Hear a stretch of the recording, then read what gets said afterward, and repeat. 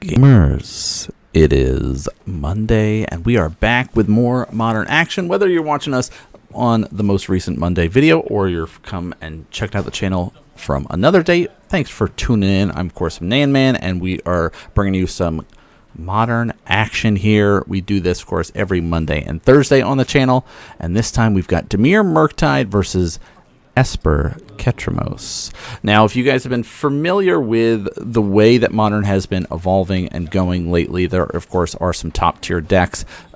Usually, the Ketramose list that is doing the best, I'd say, is the kind of black-white, kind of blinky style of play there. But, you know, utilizing the Esper style, you get to basically take the updated Dimir Frogtide, the Oculus build, and you get to start splashing white for a couple of utility cards to help you with exile effects, and then plus our newest, gotta go fast god Ketramose in there.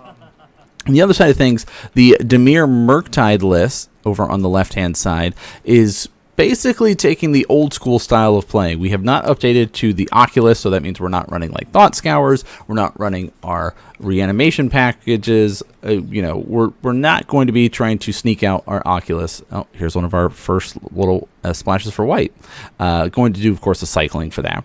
Basically, we're in this kind of land go mode. Both decks are kind of more tempo-y, style of just kind of we'll get a little incremental card advantage. We're trying to land a frog or something like that to kind of get us going a little bit faster and hopefully set up a solid board to get some exile and go. Nihil Spellbomb is one of those powerful cards because, of course, Ketramose can't attack unless there are, or block, unless there are 7 or more cards in exile. So you need something like a Nihil Spellbomb, like Relic of Progenitus is always a kind of traditional card that you're going to see in these types of lists because it's just like guaranteed draw effects every time with Ketramose.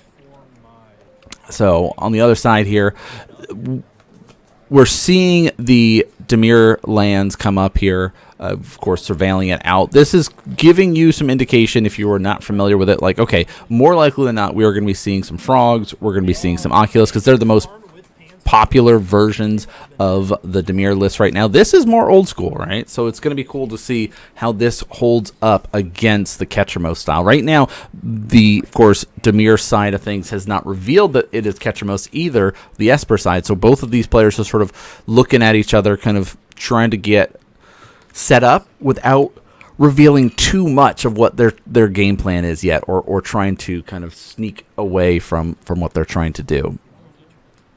Marsh Flats, though, kind of helps lean in the direction that it might be into the Esper style. Now, of course, if you're seeing these lists and you're wondering, there are, of course, a lot of these up on Moxfield, and our Moxfield link is down below. But if there's a specific list that you're wanting to see, leave a comment in the video, and we will post it up for you to be able to check out.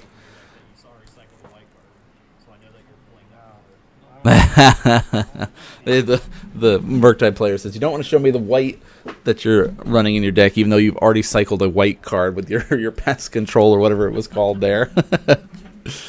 All right, both players still on land go, so both most likely holding up counterspell.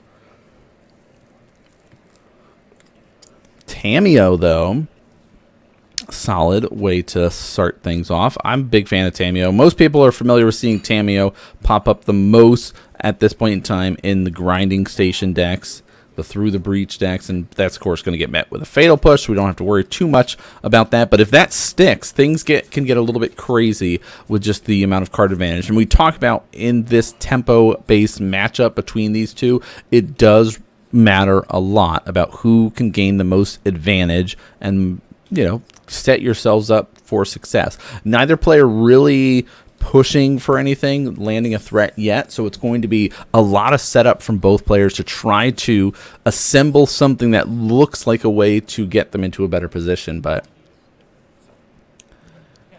right now we got 4 cards in graveyard, so Nihil could be able to do something. But here's a new choice here. Intimidation Tactics. Target opponent reveals their hand. You choose an artifact or creature card from it. Exile that card. You can also cycle it for 3. So this is really cool. I had not seen this card before, but hey, here's the only creature in there. This is one of those things that, with how powerful creatures are right now in Modern, with how powerful the artifacts are in Modern, this is going to be hitting something relevant. And having, a way to just exile it right off the bat helps out when you're running Ketramose in here. So these little toolboxy, one of cards like this are really cool to see. Consider, and of course, we're not just all in on Ketramose.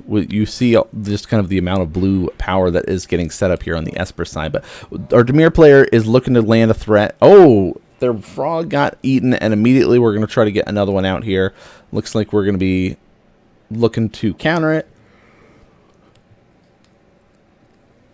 I guess we're in that debate. Like the debate about not pulling the trigger is, do we have another removal spell here? At the moment, though, it's not looking that way. So there's an Oculus in our hand, so we're trying to set up for that as well. So that's kind of where we're leaning towards. But there's the spell snare. Counter target spell with converted mana cost 2 or less. Very relevant in Modern at this moment in time. Do some more fetching. It says, how many basic lands do you run? Enough. That's the right answer. If your opponent is asking you questions like that, I'm running enough.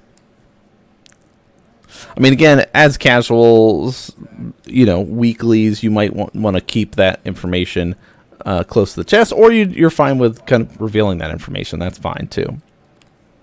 There is the Oculus. Get rid of these 6 cards. Hard casting it. It's going to be met with a counterspell, and we'll have a wizard battle. Counterspell to counterspell. Clear that out. We've got our Manifest Dread. And this is why most of the lists have started to pivot and shift into the Oculus version as opposed to the traditional Murktide version. Just that push is a pretty nice there. Let's get rid of the eyeball here. But the card advantage that you get from Manifesting Dread, also a 5/5 flyer for 3 mana, is very easy to be able to hard cast, whether or not you go for the unearth stuff. So I like the idea of that. I still haven't pulled the trigger on eyeballs, the unearth package and all that.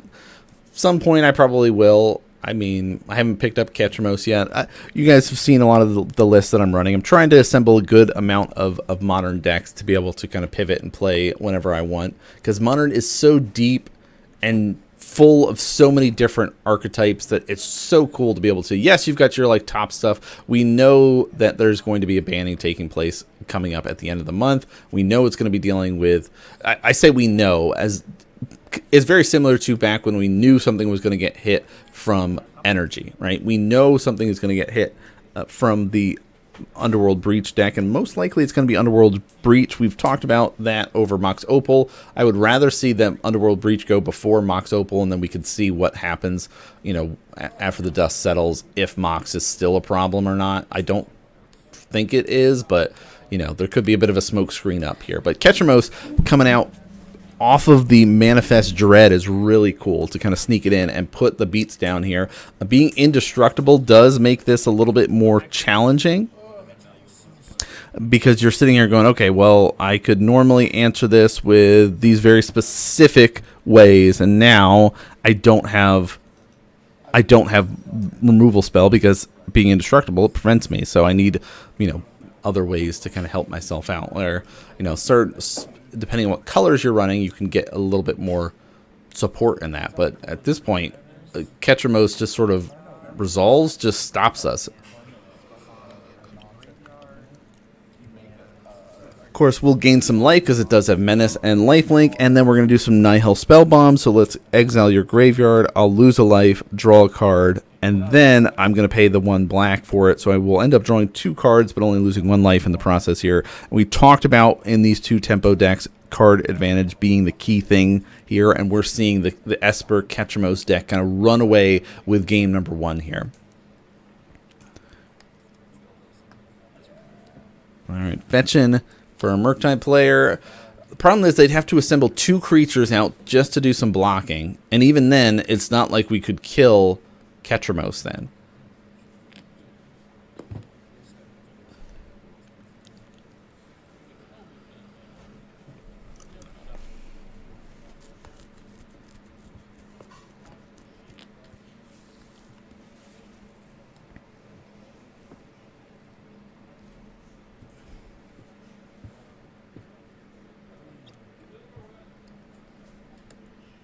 All right, just kind of land go then. So yeah, we're in this weird spot where it's like some players might scoop up here knowing that things are looking dire, but also just waiting a little bit, getting a little bit more information in game one about what cards your opponent has access to can help you prepare for game number 2 a little bit better.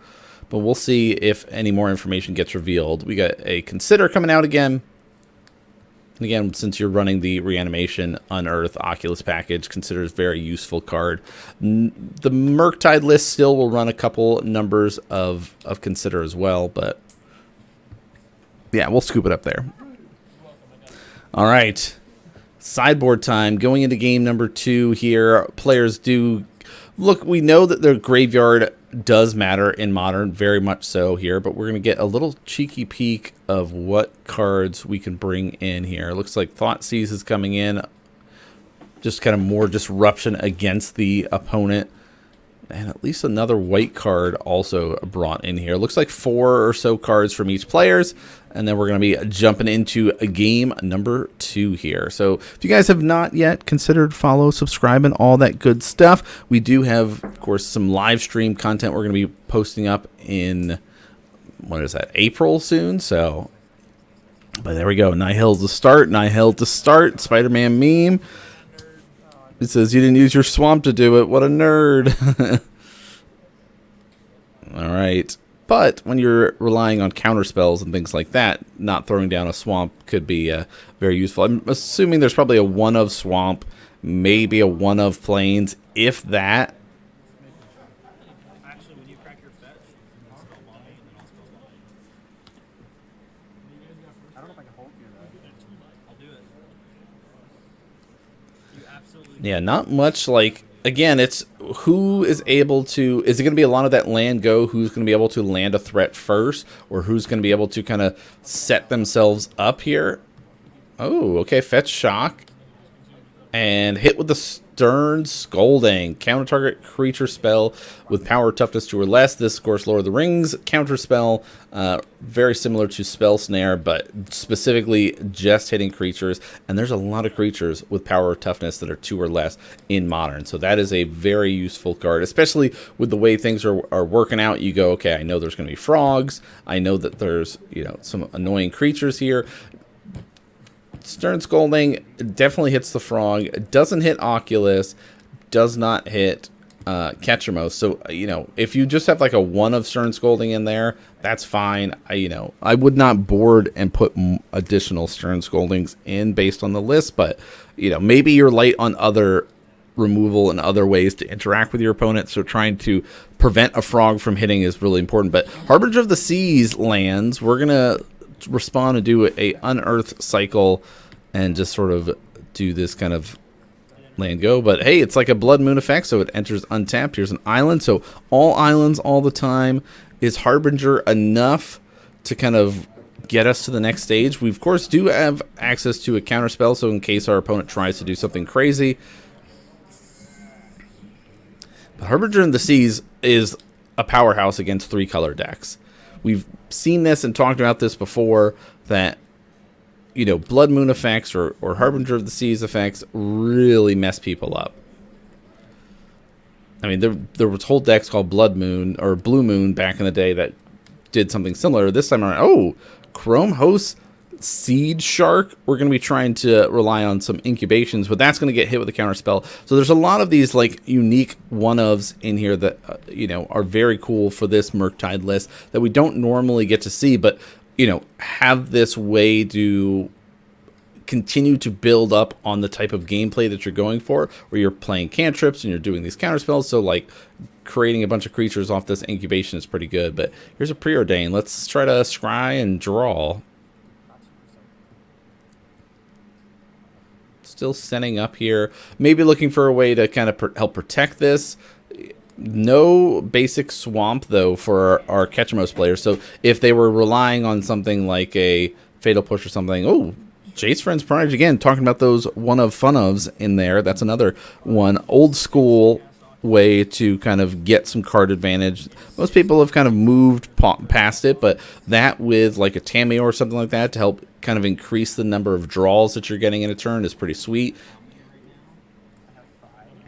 All right, so we're checking how many cards do you have in your graveyard right now. 5 cards, because you need to have 6 cards that get exiled to hard cast the Oculus. So keeping track of the number of cards in exile and number of cards in graveyards, that is very relevant and does matter. We did get another counter spell here, so we of course can try to put some stop on any additional threats, but don't really have an answer for the Harbinger yet. So we're just sort of in this poke down, just get beat down. So very similar to game 1, once a Ketramose came out, we were kind of stuck as the Murktide player. Now this game 2, we're here with just the Harbinger beat downs, and our Ketramose player kind of stuck.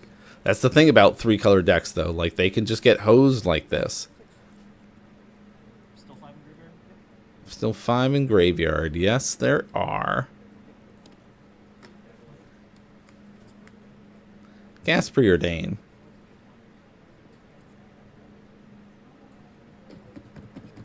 Yeah, we have that Force of Negation there we could hard cast.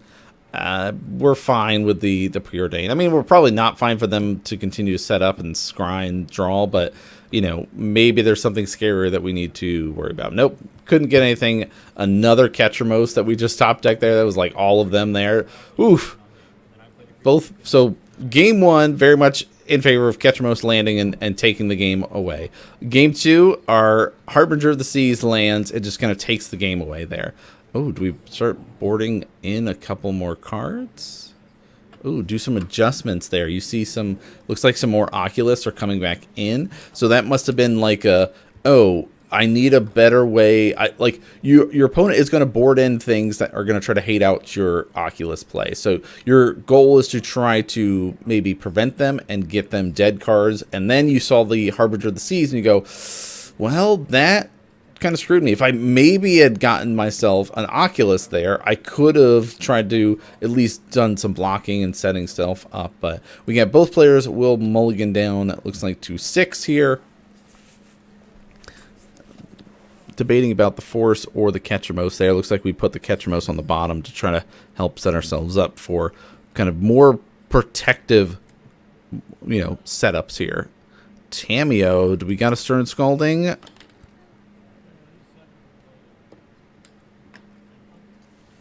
course, we talked about the card advantage elements of the game, and generating a clue off of every combat is a big way to kind of get yourself those advantages, because you don't have to pop those clues right away. Those can sit around and wait until later in the game. All right. Surveil land, so no reaction to the Tamiyo at this point. Let's get some surveilling going. Not going for a basic here, though. We're kind of fine. We know there's going to be at least 2 turns to try to maybe give us a chance to... oh, okay. Stern Scalding will be really good for getting rid of the Harbinger if that gets cast. But let's see, what is our setup here? Unearth. Oh, I forgot. We surveilled. We surveilled that Graveyard Trespasser, a sideboard card that gets to come in here. Of course, has Ward, and we'll be able to start getting rid of cards in the graveyard. Works out really well with Ketramose. All right. Do we have another Preordain, or are we just digging for lands? Ooh, we might be digging for a land. Yeah. Do we have another Preordain? No, Nihil Spell Bomb. Okay. Maybe kicking ourselves that we didn't have that earlier, but I like having the Tamiyo out here. And there is that debate about when you should try to fire off Preordains and do things like that, whether or not you have the clues and you're trying to flip Tamiyo as quickly as possible. But with it seemed like a one-lander that we kept. Utilizing that Preordain there made a big difference of getting us to our second land drop here. So we'll see what ends up happening. Oh, we do that with Daybound. It is now nighttime. So, of course, player has to be able to cast those 2 spells in a turn. Hey, another Preordain. Do we fight over that?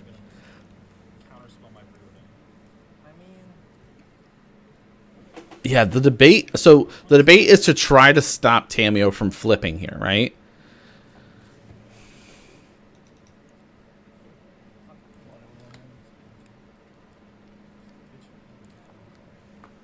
right. We've gotten 2 spells, so it is daytime. If a player casts at least 2 spells during their own turn, it becomes day next turn. So it will flip back to day. Who's keeping track of it? We'll see if how well we can keep track of it. But there's the other draw. There's a land. Do we have another draw effect? Yeah, let's flip it. Nihil Spellbomb, get rid of this, draw, trigger, Tamio is going to flip, and now we can start upticking and at least weakening the werewolf a little bit. Also, we could be able to bring back a spell, but the spells that we have in our graveyard aren't as relevant. We'd really love to get up to 7 and ultimate and just draw like our whole deck. Well, half the deck, but you know. So, say go, pass over. We'll, of course, do some fetching.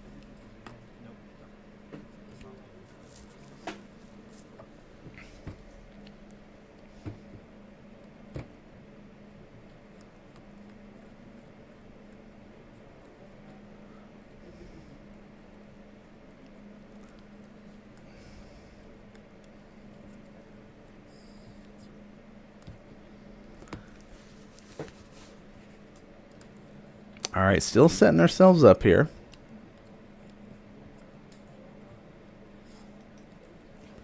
Of course, we talked about it being day. 2 spells from 1 player in a turn, so it does flip back. Got some considers. Yeah, let's consider. Now, you might be going, why are they doing this on main phase and not... It's fine. Like, looking for land, looking for some more resources, maybe setting up for more information about how they want to do, because, you know, Unearth is a sorcery speed, so you can try to set yourselves up with, you know, considers on main phase. But we will poke in, normally for 3, but it is weakened, so that is one of the things with Tamio.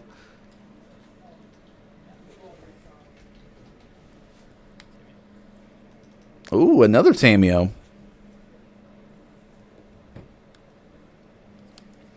That'll get me with this turn scolding. You know, having a Tamio just generate clues is going to be a problem. Also, if you could answer the first Tamio and then we just flip that, you know, it's not going to be good. But, oh, Spell Snare as well to deal with the frog. So, really nice. We had a lot of resources built up and set up there. It's Super Day. We both cast 2 spells on my turn. Yeah, better get those sunglasses ready for how daytime it is. All right, swinging in. Going to continue to exile. Now, we do get a little drain here because we did hit a creature with our werewolf. And, ooh, Oculus time. 1, 2, 3, 4, 5, 6. Exactly. Upkeep trigger. Let's manifest some dread. Oh, just kidding. He says, wrong way. I put the face down card in my graveyard, and I put the face up card on the battlefield. Swap it, reverse it.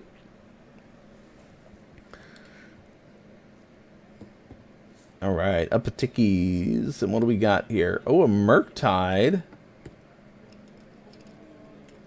Delve away. How big is he? Not that big. A 5/5, though, is still relevant because the Oculus is a 5/5, but becomes a 4/5 with the Tamio out. So this is kind of like a wall we've created now. You know, we've got the Murktide. Yes, you could push for damage and like swing all out here and kill Tamio. No, Tamio would live because it's only 3 damage. Unless there's something great underneath of that we could flip, like a Ketramose or something like that. But not able to. So we need another Manifest Dread to really be able to swing out and get there. We got a Fatal Push in hand and our Force of Negation, but didn't cast anything, so we do get a flip again. The Graveyard Glutton is what that wolf is. Very cool card. I like that card a lot. Up a ticks again. Only 3 lands right now for a Murktide player, but it's been fine. Like, we've been starting to do stuff with it. But both players are sort of locked up here. No way to kind of really break the stalemate. So it becomes that arms race again, where it's like we're trying to gather up as much resources as possible for the inevitable battle that's going to take place. Consider is going to happen.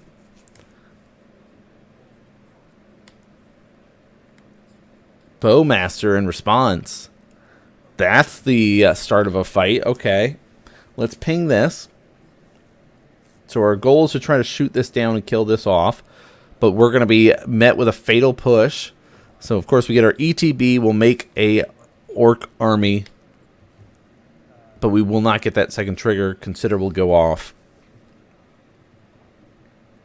Let us do some setup here. Surveil 1 and draw a card. And there's another land. Gives us access to a swamp in case a Harbinger was to emerge. But Harbinger doesn't really help us here at this point. Alright, do we go for combat? We've cast 2 spells this turn, so it will become day. Consider and Fatal Push.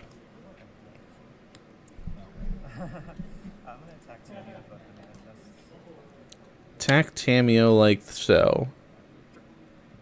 Declare blockers. They'll trade. This'll die. Anything? Nope. A land and a land. Okay. Sending a message. Yeah, so our wolf should have flipped here. Because it should be day. But again, there's so many things to keep track of.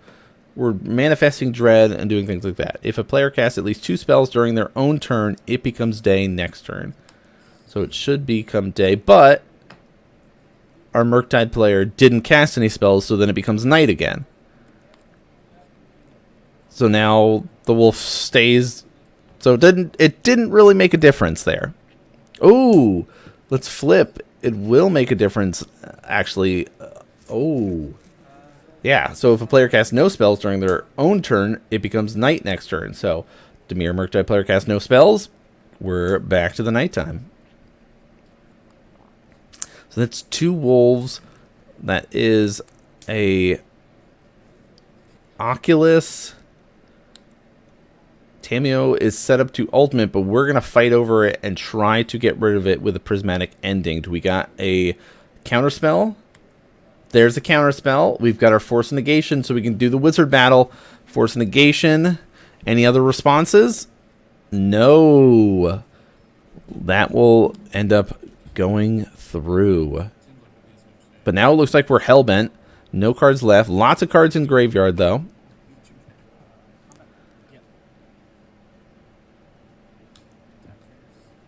Attack triggers.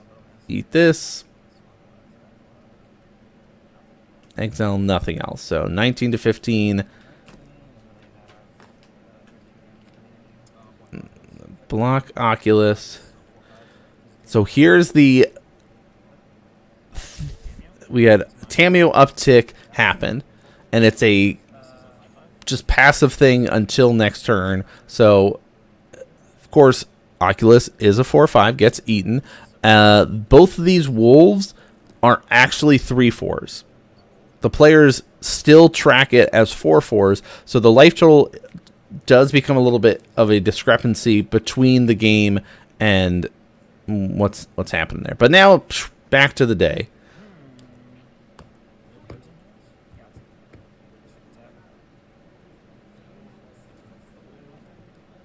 But I don't think they become untapped when it becomes day. Pretty sure they're still tapped. I don't know. There's so much to keep track of now that we've got this day-night cycle added into the game. All right, Murktide player. So, Ketramose player is hellbent. Murktide player's got at least a few cards in hand here.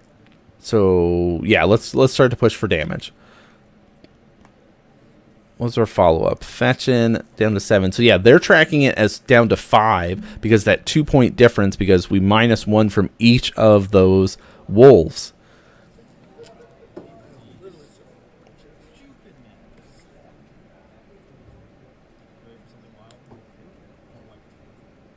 Oh, he says, are you ready for something wild? I'm going to pay 5 and wipe the board. Let's go with a deadly cover-up. We don't normally see this except for like in very specific instances, but we're not going to collect evidence. We are just going to destroy everything. That's cool. I love the art on that card. We first saw that with a Cabal Coffers list like back last summer or so. Oh, now that's a top deck for you. Ketramose. Crack a clue, draw a card. We still had one clue left over. Pass turn, sadly. Swing in for 4, drop to 3. So we need a way to generate 2 creatures or somehow add in white mana to be able to cast Path to Exile. So again, they thought they were at 1 life, so that fetch was the murdering self there. So GG's between these two players. Really cool to see. I kind of like a tough set of games there for both players. Definitely one-sided at the beginning of the match. Definitely back and forth and much cooler for game number 3 there. But I thought that would be a cool one to feature because sometimes that's how Modern works. Sometimes there are non-games when you are in these weird lockout positions where your deck just sort of stumbles and falls there. But that's going to do it for this episode. Thanks so much for tuning in and watching, everybody. Of course, we've got new games every Monday and Thursday. But that's going to do it for us here today. We'll see you all next game.